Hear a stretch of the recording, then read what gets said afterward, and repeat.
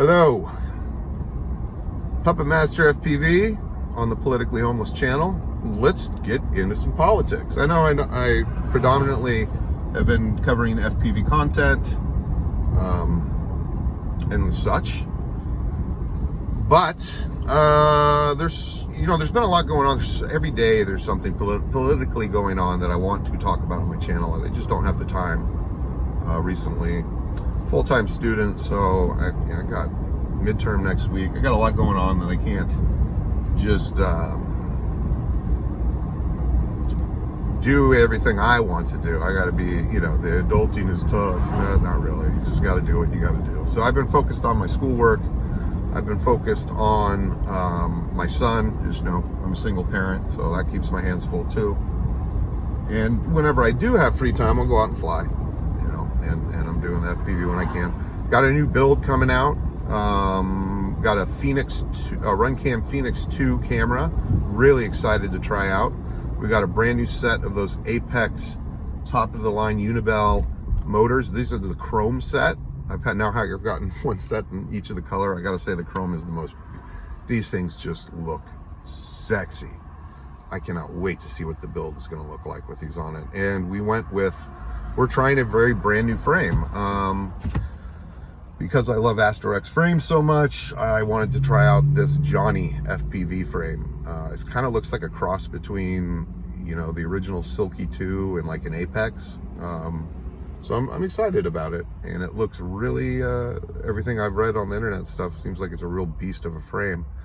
So we're going to be running it'll be a 6S quad. We're going to have the Phoenix 2 on it. I got I also, from Race Day Quads, I got a Mach whatever, this really cool little VTX that's up to 1,000 milliwatts, and I also it has a good mid-range too. You can do 600 or 1,000 or 400, and it's really small form factor. I'm stoked on it. I really like a good small VTX that is reliable. So I'm kind of stoked on that. Let's see what else. And then we are going to be running. The only thing I haven't got for it is I need to get a stack and some more receivers because I'm out of my nanos, which I'll probably get a 3 or 5 pack for that. And that will be done being built, I want to say, probably a couple of weeks. I got too much schoolwork this week, beginning of the week, but in the later part of the week, I should I should have all the parts and be able to crank out the build. So maybe next weekend we'll do a maiden. We'll see. Okay, so on to more sensitive issues, the political sense.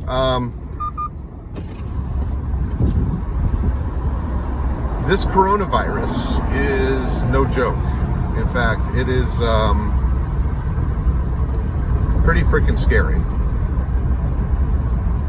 I don't get worried about a lot, and I try to really stay level-headed. But this coronavirus it's no joke.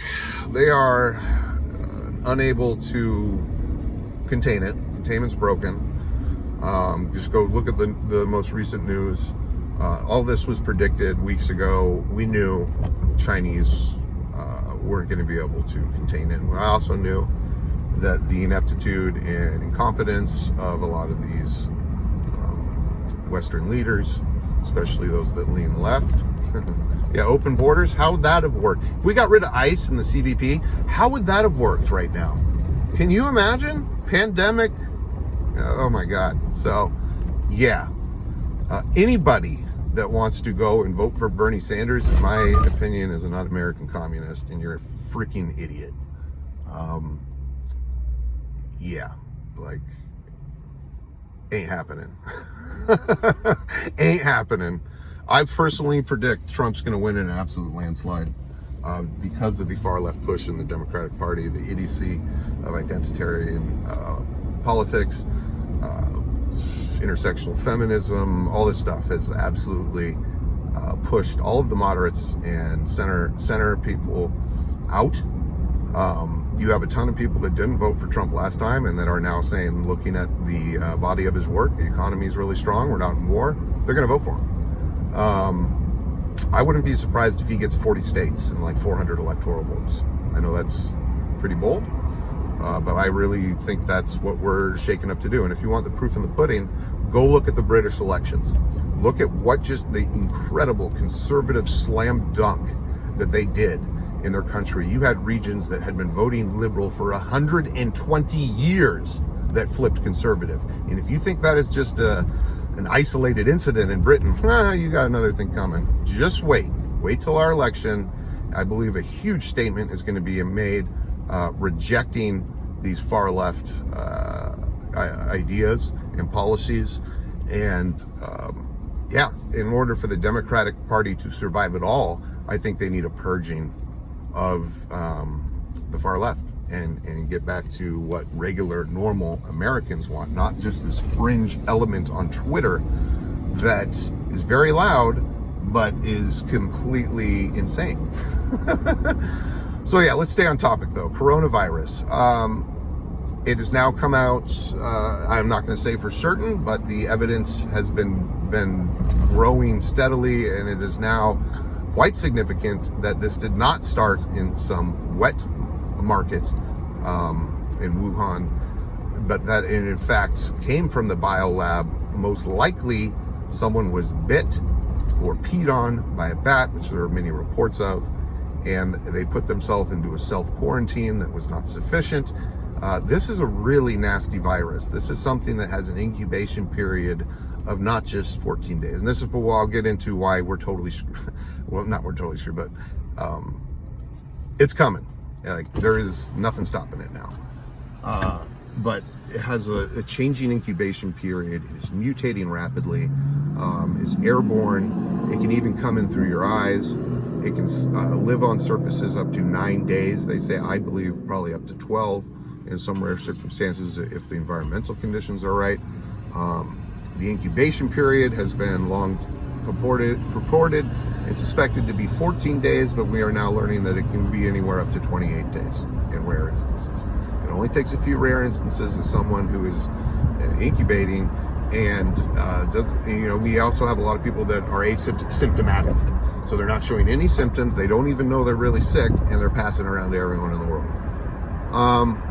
They brought a bunch of people in right near where I live in Travis Air Force Base. They pulled out all those people from the cruise and stuck them on a plane with everyone else, recycled. It's just insanity. Why we pulled people out? Leave them. It is more important that they stay where they're at for a month and make sure that they're not going to get anyone else infected than pulling them out and bringing them back home. So, that's great for them, but now you have just put everybody else at risk. The entire world, hundreds of millions of people. So it's bad. I have started stocking up on lots of bottled water and canned foods. I've also, just kind of boosted up my home defense stuff. But I don't think you should panic. I don't think you should freak out, but I absolutely think you should be proactive and protecting yourself and your family. And being proactive and being prepared is going out to the store and just getting, 20 gallons of water. So, worst case scenario, you have a bunch of water to drink. It's smart. You don't have to get all this dried food crap. What I do and what a lot of ex-military guys do, they're just in that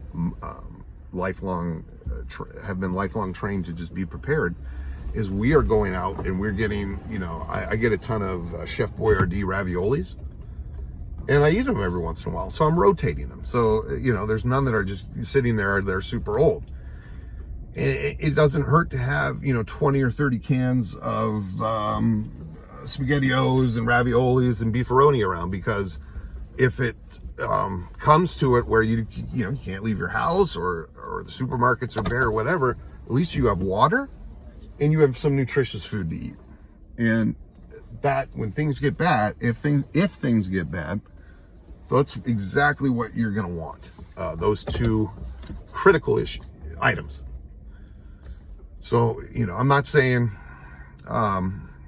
dig a bomb shelter and put all your money in gold or any crap like that, but we will see global economic impact from this virus.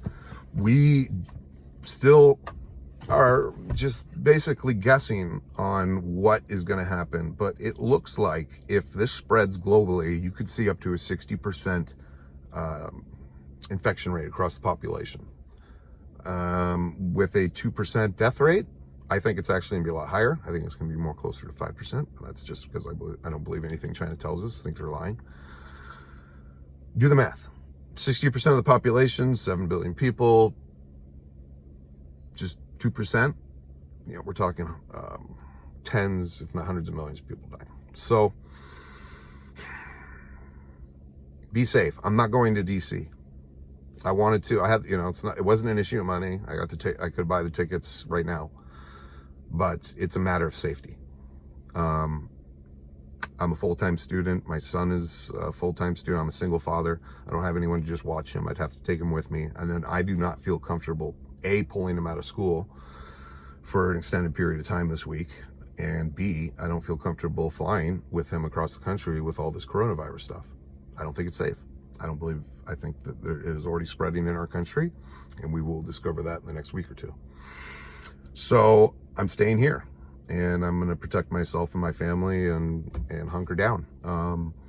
Be safe out there, and anyone going to the protest, do know that I support FPV and I support your protest, and I am there with you in spirit.